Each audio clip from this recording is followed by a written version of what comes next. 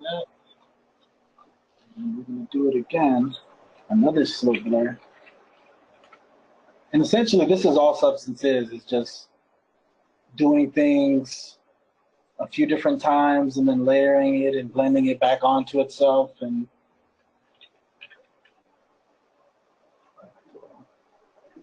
base.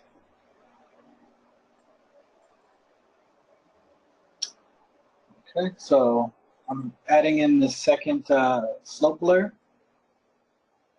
just to get even more, even higher frequency of detail. So I'll show you the difference between this one and this one.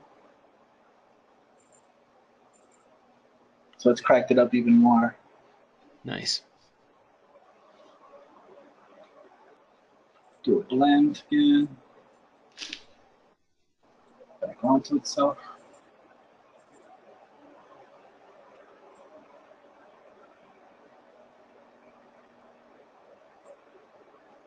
All right. So, directional warp. All right. So, what I'm about to do here, this is important for when you're creating this effect of, so again, we just saw that the reference, cracks on tile, they usually don't run, I mean, in this case, I guess it does. God, every time I bring up examples, it breaks the rule I'm coming up with. But as you can see, the cracks, they don't meet up at the edges of each tile. And to create that effect in our cracks, because if we look, all of our cracks connect. They're all one big crack family. And the way that you fix this is we take our original, the OG tile generator, feed that into the intensity input. And right away, you can see it did something, but I usually kick it up pretty high so that you can see each tile now, at least the shapes, you can see how none of the cracks are meeting up at the edges anymore. Nice. Okay, so it's using that original value to just shift everything. Exactly, and that's Great. Also the power of Substance, people. Yeah. All of this is connected to one tile. Yeah. So if I change this tile in any way, if I set it to 5 tiles instead of 10, it'll update in every view. So everything is changed by it, except for that. Oh, because that's not connected. If I set this one too. But if you want to go even more advanced in Substance, there's a way to connect. So if you wanted to set it so that these 2 tile generators use the same value for their tile amounts, you could set a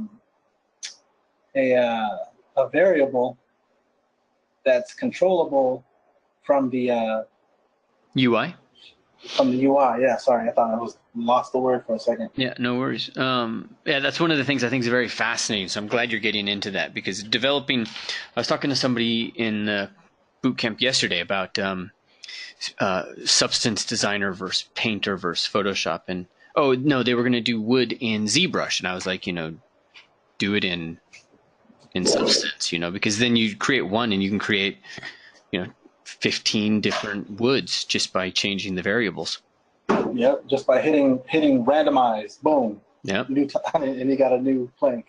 Yeah, Sunny's asking, so it's basically a layered kind of way or workflow in Designer like Photoshop. So yeah, I think Sunny, you just popped in a moment ago, and it's very much like Photoshop. We were both talking about that. Yeah, very much so. But node-based, as you say. So let me feed this into another histogram scan. This is also partly answering Jan's question of how do you make things grow in between it, but you're going to cover that when you get to the grout. So yeah, when the grout, yeah, you'll see that'll be more apparent. So I'm done with the cracks, at least for now. And actually, these are too fat now that I see it. Let me go back here and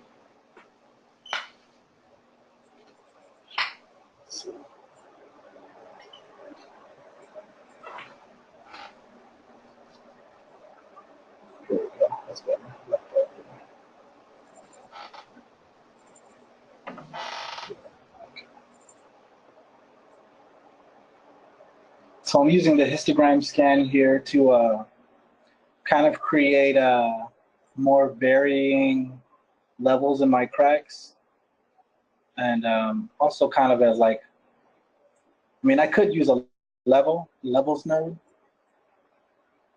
to do the same thing, but there's like a bunch of different options here that I really don't want to deal with, and sometimes it's just simpler to just have one thing to mess with as opposed to all the things that are in the levels node.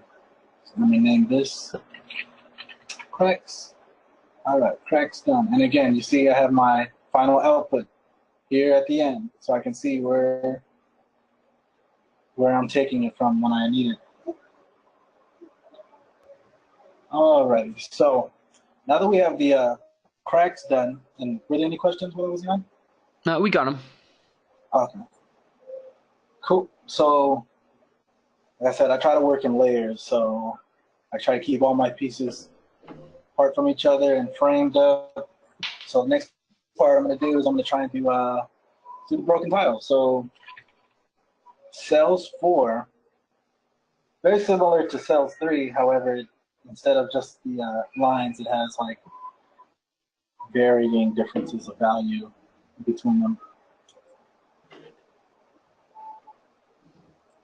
Mind you, we could do the same thing that we did with the tiles, with the edge detect, if I wanted to do the cracks this way.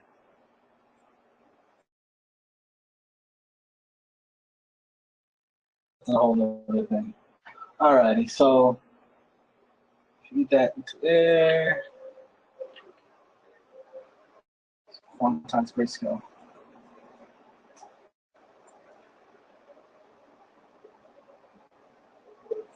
All right. What the quantized grayscale does is it essentially just takes in a grayscale image, and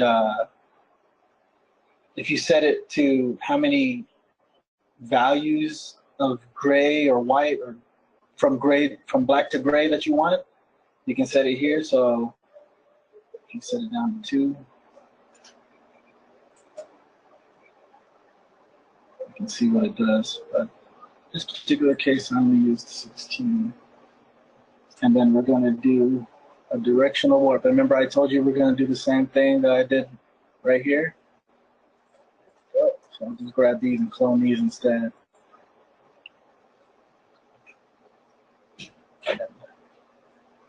Keep that in there.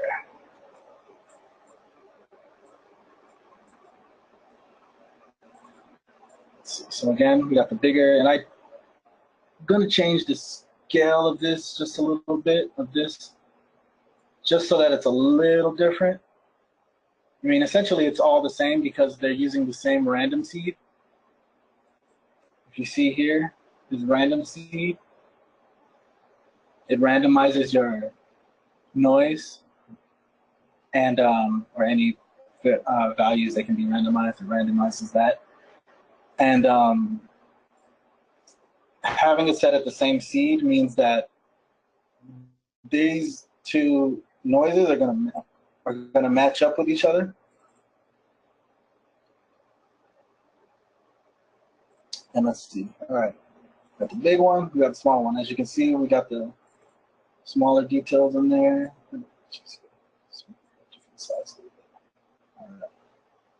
We have these smaller curves in this.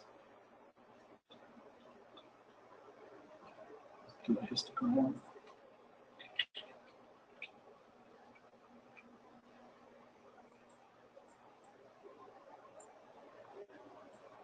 Set contrast. And now what I'm doing here is I'm taking these big chunks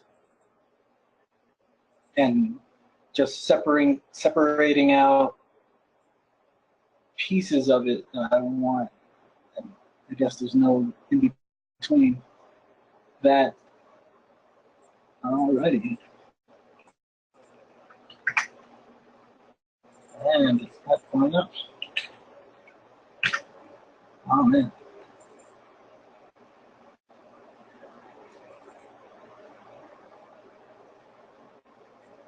Let's add another 2 colors in there.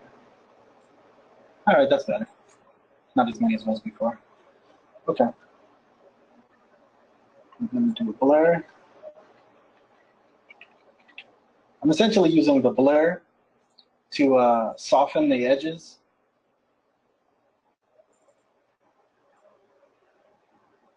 And to also somewhat create a slope, which when in the future you guys find out why it's important to have the slope in the shapes. You can start to see how this could be useful for building up the rocks and terrains too, right? Yeah, exactly. All right, so let's see. We're going to use the same trick. Use the OG tile again. Let's flip these around so it looks like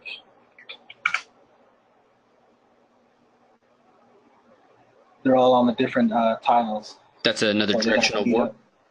Yeah, another directional warp, so they're not meeting up around the edges. And it's only the directional... Can you go back to the node right before it? Yeah. Which one? Right this one? Yeah, so there it is. Now when you add the directional warp, that's what causes the absolute break in space. Yeah, exactly. Okay. And they follow the tiles that you already have laid out. Okay. Awesome. Okay. Slope blur. Slope blur for the win. Clouds, here we go.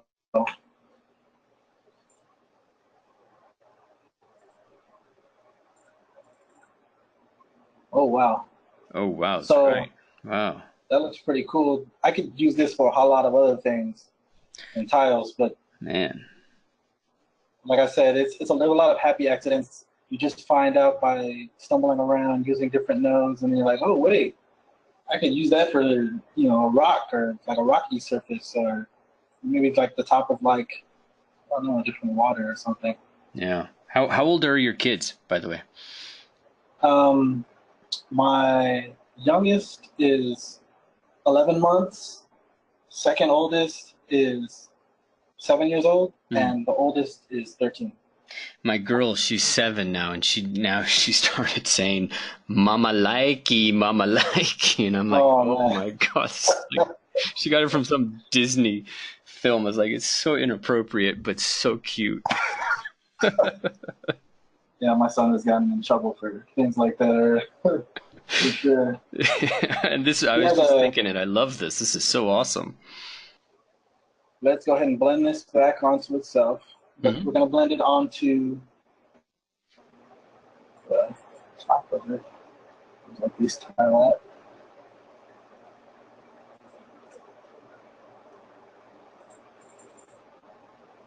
Okay, and then we're going to use. So, what we did here, right? We made an histogram scan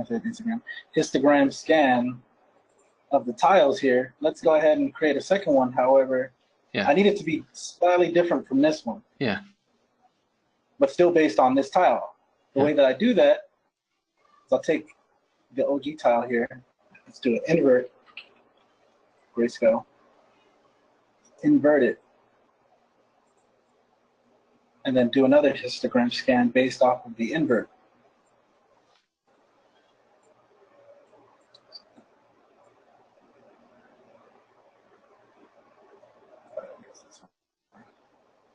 Let's set that as a mask here. So let's do a subtract.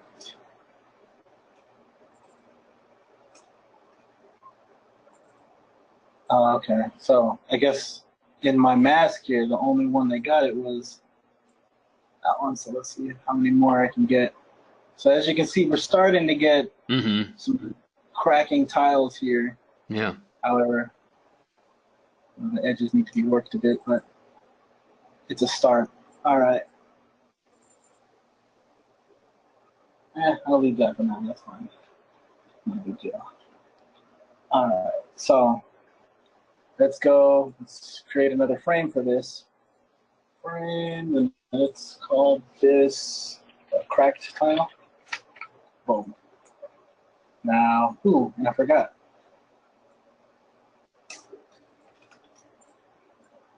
I need to blend back on my cracks here.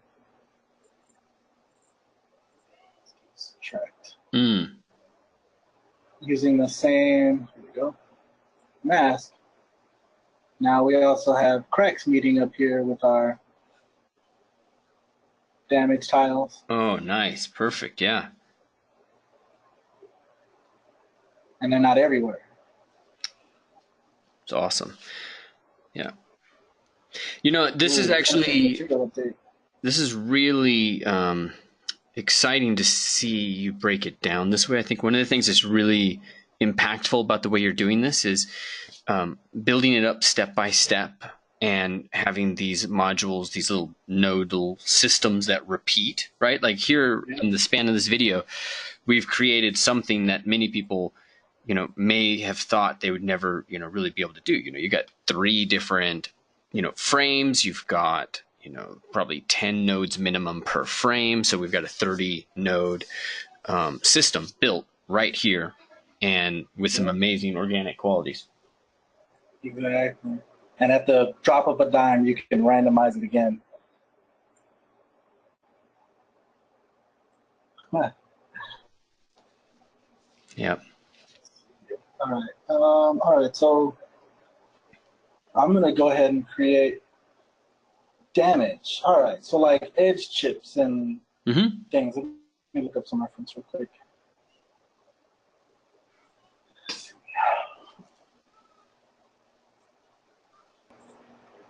All right. Trying to find where some tile with edge chipping. I guess this one works.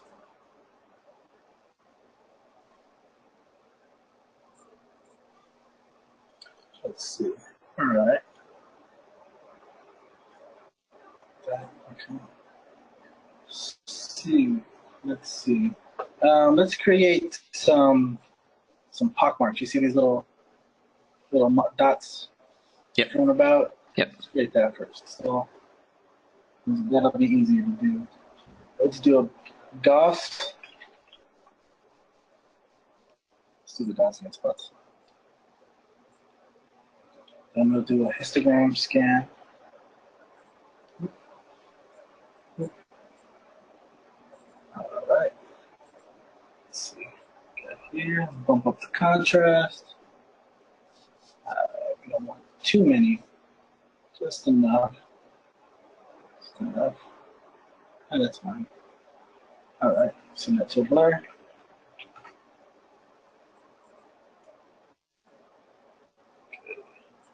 And again, I'm using the blur to create a slope.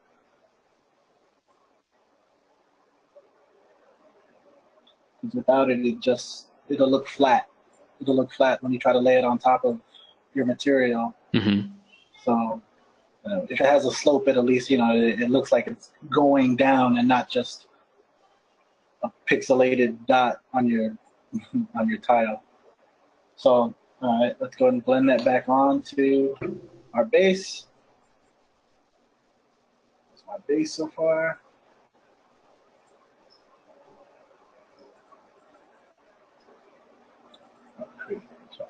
Subtract. Yep, little dots. Good. It's these small things, like these little dots.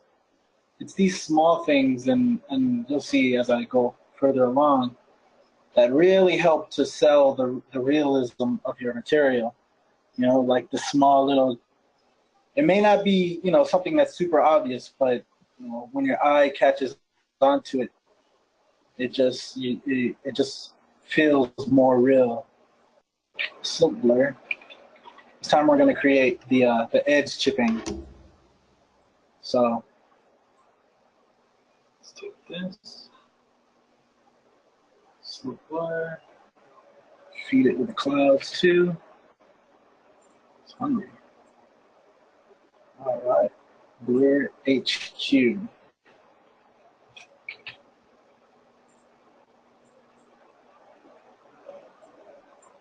How'd you get that And I tried. auto insert in there?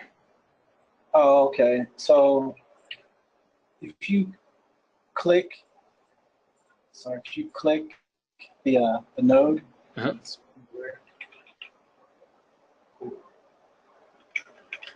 get the clouds. I think you selected on. It's like I do things on accident sometimes. Uh-huh. Yeah, you and I both. That's how I built my business. Oh, we're Oh, here. so it happens if you. I know it doesn't happen if you do it, like when you're importing, but if you do exporting. So if you select your node and then you type in blur, it'll connect automatically. Got it. Okay. So you have to be selecting the node that you're going to connect from, Yeah. not the one you're going to be connecting into. So it won't go this way. Yeah. It won't connect this way, but it'll connect this way. Sure. If that makes sense. Yep. Yeah, it does. All right. Who knows how many inputs there is, but there's almost always just one output. So. Yeah, exactly. So I'm going to blur that a bit. We got our slope blur here. Let's feed the blurred one. Do a second slope blur. Connect it back. And then instead of doing the blur, we're going to use the unfiltered one. Mm-hmm. So it'll create a difference in like the big shapes, like the last one. Ooh. Wow. Well, that's how you get that wood, mahogany, marbled wood type effect right there. Yep. Actually, if you wanted to get a really good wood, actually, I won't divert right now. Yeah, let's not divert. I know, right? I'll spend another 20 minutes on that. That's the cool thing, though. I mean, I just love this program. I can't say it enough. You can get lost really quickly. So here's the second slope blur.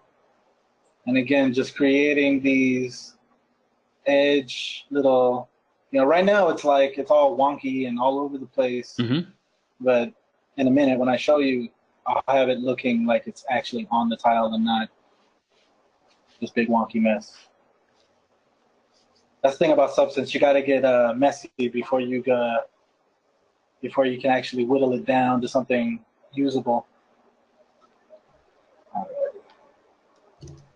Sometimes it's non-intuitive, but sometimes you just have to trust in the process. All right, let's do this one, do this one, and then we're going to do 5.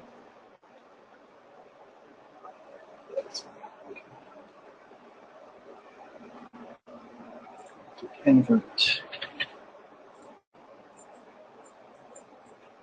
Okay. As you can see, we're no longer dealing with the wonky edges because I took the original tile right here, the base tile so far, Mm-hmm. and blended it on top of our wonky cracks, Yeah. our edge chips, and used a divide mode. And what that did is it took all the lines where it was black and just eliminated it. Okay. That's fascinating. And then you'll be able to feed this back on top as a multiply. Exactly. And it won't hit the what is this node here? This is so you've inverted this? Okay. Yeah, I inverted it just now. Okay. This is what helped me to create the mask for it. Okay. So take this a little further. I like to never make things too simple. And let's scale this Perlin noise up a bit. And then feed it through a histogram scan.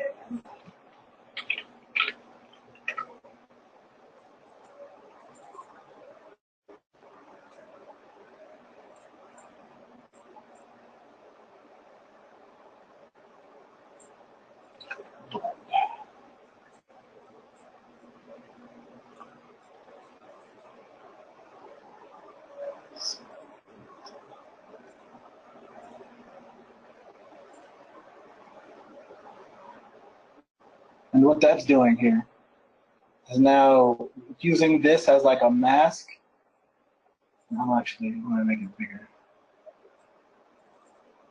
Yeah, there we go. Using it like a mask, I can create like a difference in the amount of cracking, or sorry, edge chipping that you're seeing here. So that even when I'm masking it later on, it won't be all over the place. Like it's not going to be super messy. There's probably other ways I can do this too, but in Substance, there's like a million ways to do the same thing. All right, then we're going to blend it back on to the tile base.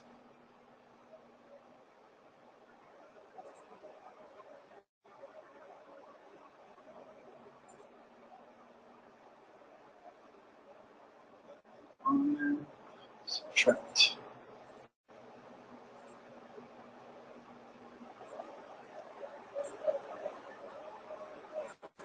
Oh, no wonder. It's like, why does it look like that? Here we go. Grab the base tile. Put that back over here. And what you're seeing here is we have these little edges here now.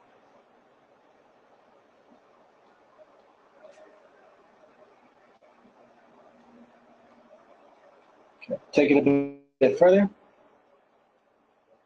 Let's do some black and white spots. So. Nice. That is really cool. Let's do another blend. And this is like the power of like doing things in layers too, is that, so I want it to be like a very subtle, these two parts. So right here, it just kind of looks like smudgy and not like rough, like I want it to look like. Mm-hmm. So using this same image here as a mask, boom, I'm gonna throw on some dirt using blend node as a multiply mode. Oh, nice. And you just add some frequency, some very high frequency detail in there. Yeah, exactly. Nice. Just breaking it up even more, you know, just. Yep. It's not super obvious, but you know, just so small little subtleties just always help. There we go. So that's the difference. Yeah, they've really created a whole new art form with this nodal base. I mean, I've actually been thinking, and I'm getting inspired watching this, to create generative artwork this way. You know, just feed it an image and then break it up and create a multitude of different things. So we got, these are our damage. Let's go and feed it into our normal. So take a look in the 3D view here. As you can see, we have our edge chipping. Mm-hmm. Yep, just came in. I see it. Real clear. Oh, yeah. That looks nice. So, all right.